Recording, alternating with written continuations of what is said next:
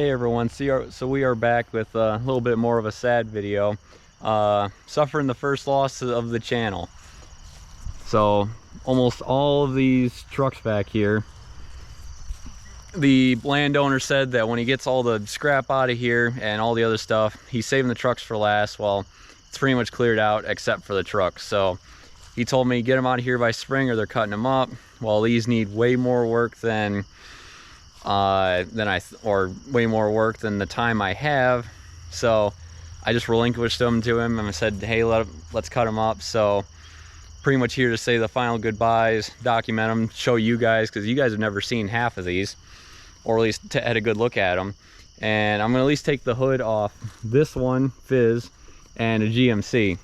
But like this one here, open this up, got to figure out how to get this hood off.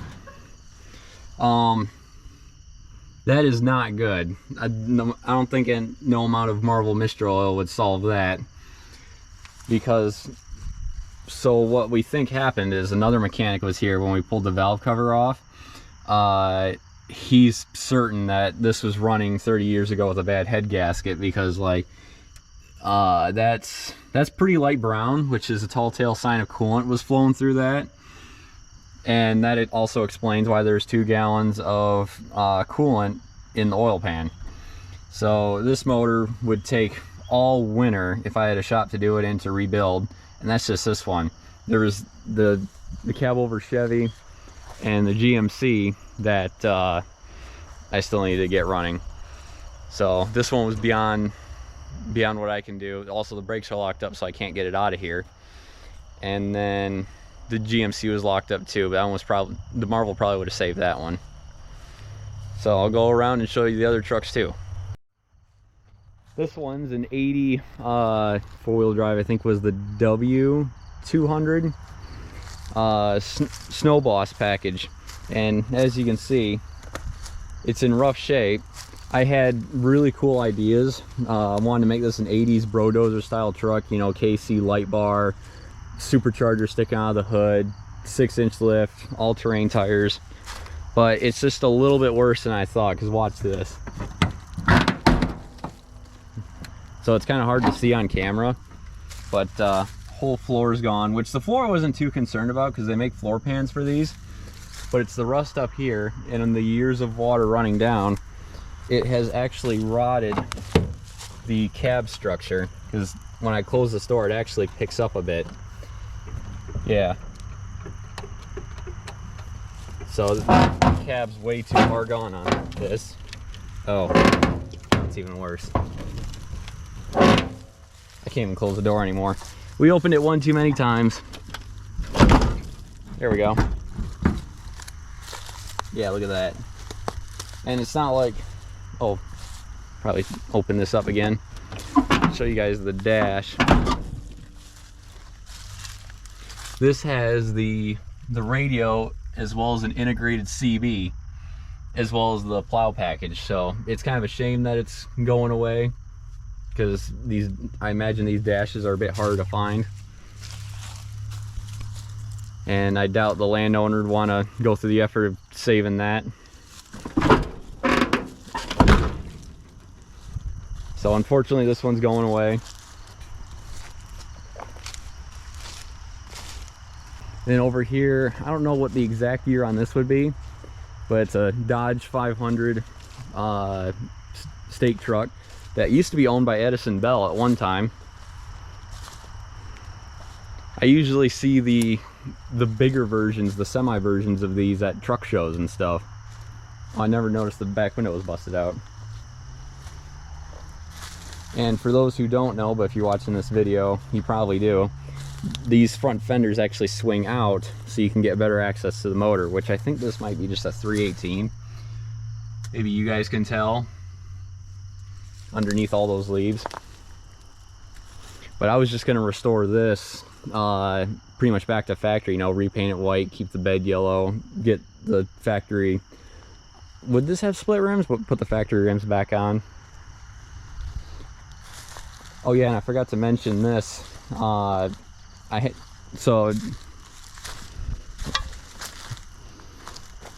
I'll throw up a computer render of what I wanted to do with this. Well, at least pretty close, but not exactly. Hopefully in the future I can buy another one of these four-wheel drive square body Dodges and do the exact same thing, just not this one. Over here we've got a 63 Chevy cabover. This one I know the year because I got the title for it, because like I said, I bought this one. And my plan for this one was to see if I could lower it a bit, put a different, I think it has a 350 in it right now, but I wanted to put like a Detroit in it because they sound really cool. That, and take off this grain bed and put on a dovetail flat deck so I can haul and pick up vehicles I wouldn't be able to get with the tow truck. But this one, it's, even though I was getting rid of the motor, let me go around the other side. I think I can get into it easier. Hope there's no bees or anything. So years ago, the landowner was driving this, or his friend was, and there was a rust ridge that started up there. Well, as he was going down one of the local roads, the whole roof peeled off and landed behind him. So they parked it back here, put a tarp over it. Well, as you know, tarps don't last forever, so the Michigan snow, pine needles, leaves, and everything gathered up here on the floor and just rusted out the floor. My plans for this was obviously patch the floor. Also, I don't know, this truck might have been blue, because I don't know if the interiors would have been a different color. Yeah, even the door jambs are blue. This truck was blue. But then I wanted to do like a suicide sleeper on the roof and make a passage through the cab. So the owner just came up and talked to me, so I kind of lost track of where I was, but I was planning on putting a suicide sleeper. I'll throw in a picture of it that I saw online, and it goes on top of the roof. It makes the roof look pretty bulbous, but it's really useful. And then like behind the cab, I was gonna have a full-on like a bulkhead of toolboxes and stuff like that, like you see on the old 60s and the 70s race car haulers. But that's not gonna happen. So goodbye. It sucks too because you almost never see these like at all. So wish I could have saved this one. Over here I want to say this is a 70 GMC, and then what was the, I don't know what GMC's version of this would be, but the Chevy version is the C50 or C60. And what sucks about this one is, so funny story, he was using this to haul wood. Well, it used to have 350 small blocks, and he was blowing up 350 after 350. So what he did is he put in a 427 tall deck truck motor.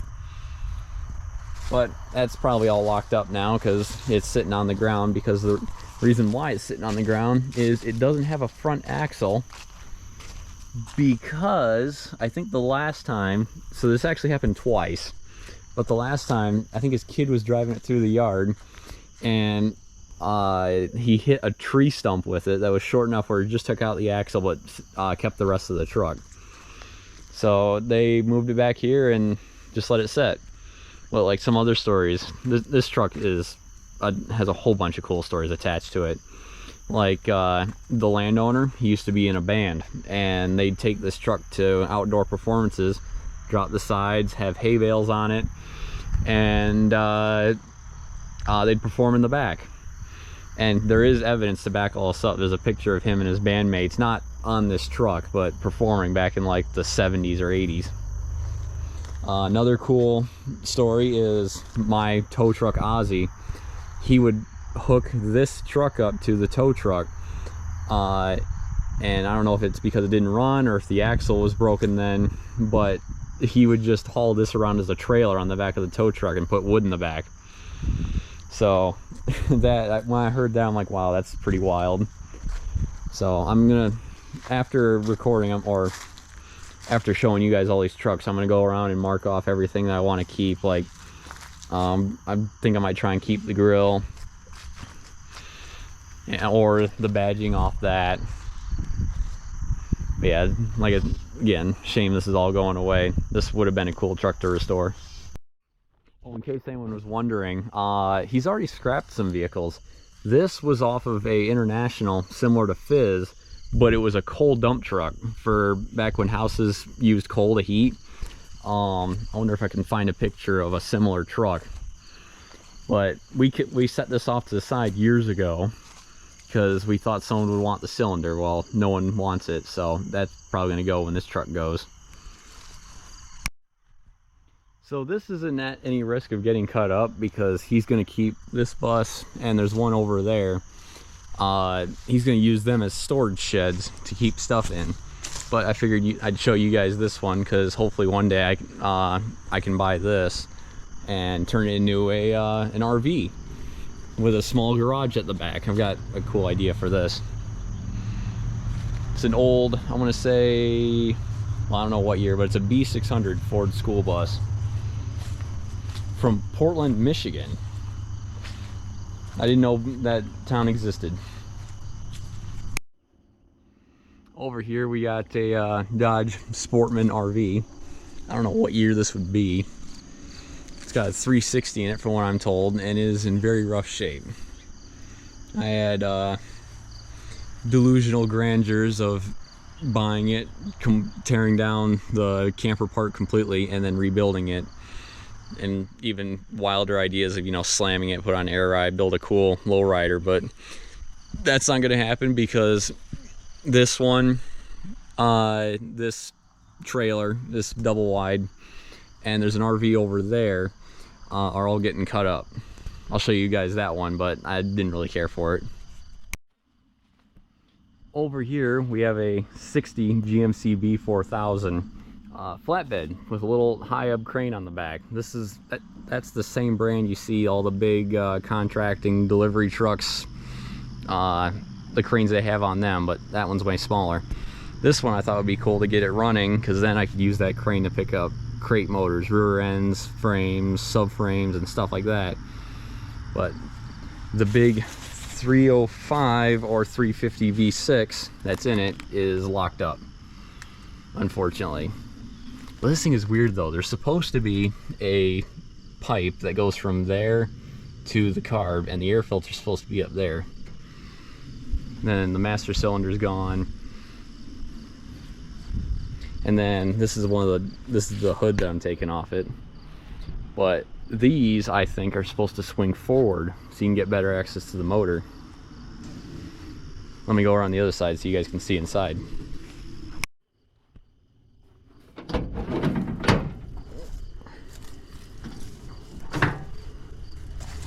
So this panel's already tore up because we pried it off so I could get the badging off this door. Then we found out how hard it was. For the other door, they're gonna cut the door up and get the badging for me that way. So, but this one was really nice. But as you can see, it's kind of a mess. Every year we gotta pull the vines out of it because they grow through the busted windshield. Rockers are gone. But I figured most of the interior should have been easy to fix because this is just a C10 cab.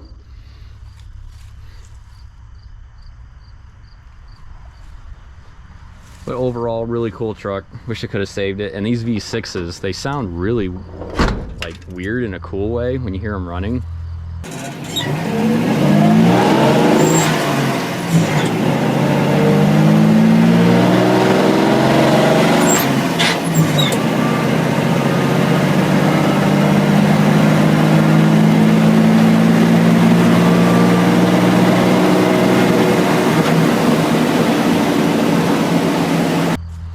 And then there's the other RV that has a either 400 or 440 Dodge motor in it. Just take a better look here at the back of it. There's that crane. All those controls are probably froze up.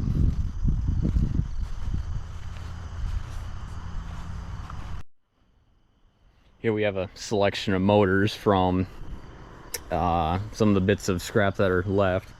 Looks like they cut that transmission off. Looks really rough. One of these is a 5.0, I think. I think this might be a Chrysler motor. No, I see Ford on the valve covers, or what's left of them. These might all be Fords. But let's go over here. So back here, he used to have 2 speedboats. The other one was over there. I had crazy ideas of taking this and either putting a 12 valve Cummins in it,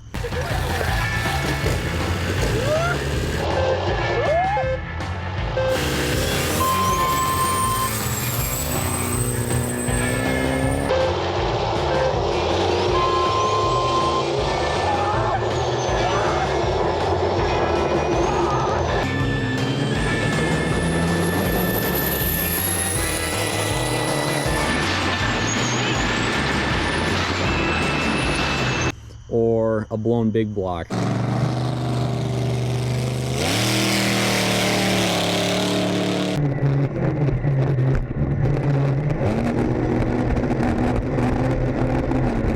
Because I don't know if you've seen those boats on the internet. They sound and look amazing, and I want my own one day. And I figured this would be the best one to do it, because honestly, he said he'd just give this to me if I get it out of here. But at the rate I'm going, he'll probably well, actually, you can't really take these to the junkyard because they're fiberglass. But for anyone that knows, if anyone knows boats, what's a citation? You could help me out. So who knows, if it's still lying back here in, like, who knows when, you might see this on the channel. Over here, not so interestingly, we got a what's this, a bullnose F-150 302 in it. So years, well, not really years, but like 2 years ago, this was all wooded and like really enclosed. He's cleared out, there used to be like a huge tire pile there. This was all brushed in. So he's really cleared things out. There used to be scrap for days over there. So this was covered and a tree branch fell on it. That's why the hood's like that. But we thought the motor was locked up. Turns out they freed it up. So now when you jump the relay, it turns over. But if you open up the inside, it reeks of like mostly mold. But as you can see through the window, I don't know, it doesn't look that bad. This would be a good parts truck or just a beater for someone. You guys probably saw this in the background when I pointed over at the Ford 67 C50 grain truck. The cab is actually in really good shape. There's only this little hole here and one on the other side in the same place.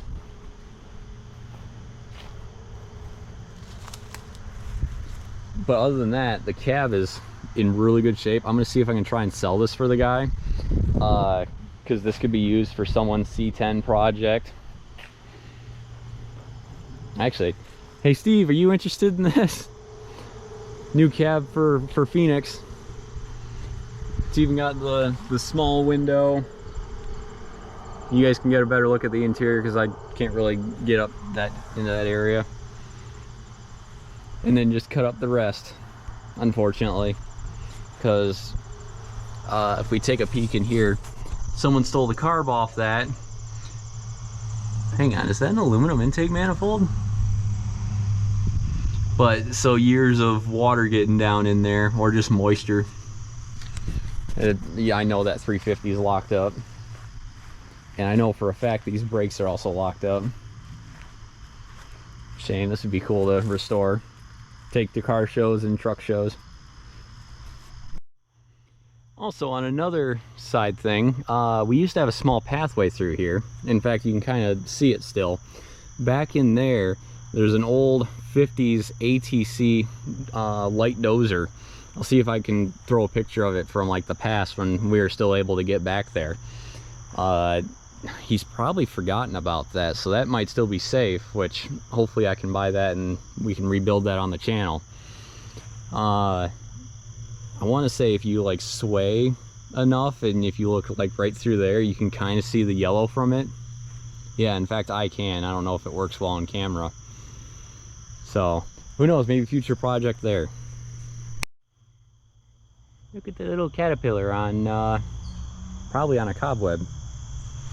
Go little dude, go.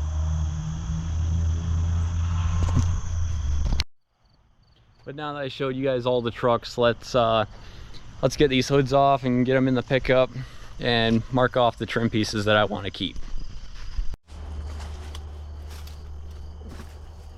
So since the time is up on these, although I just talked to the guy who's going to be taking these off Ed's property, as well as the other trucks that aren't technically mine, they're gonna take them, put them on eBay and see if they can sell them that way. And if they don't, then they process them. Well, I'm gonna mark the badging here. Yeah, this truck was repainted, it used to be blue. But I'm just gonna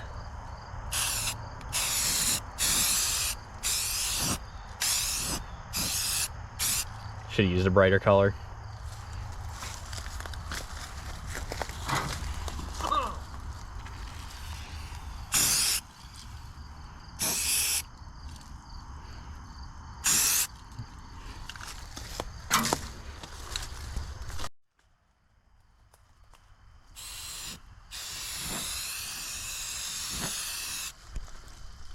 Yeah, I should use a brighter color. You almost can't see it.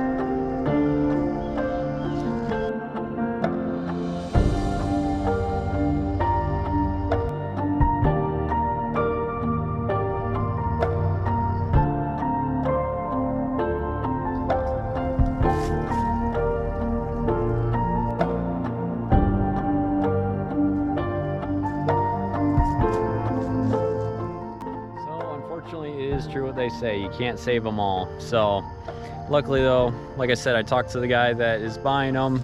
The tow truck isn't getting cut up just yet. He might use it for a display piece in front of his shop, which hope I get to see it when he does that. The other two, unfortunately, are getting, or at least not cut up yet, but that's probably what will happening. But they're not going to be in my ownership anymore, so who knows what will happen to them. So,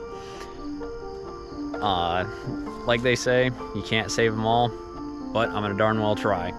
So, if you like the video, remember to like, comment, share, subscribe, and share it, and hopefully in the future we can save some more, or we might even get a chance to save this one. Hopefully it lets me rebuild the motor and even get it drivable. So see you in the next episode, and remember, scrap them, don't save them. Or remember, save them, don't scrap them.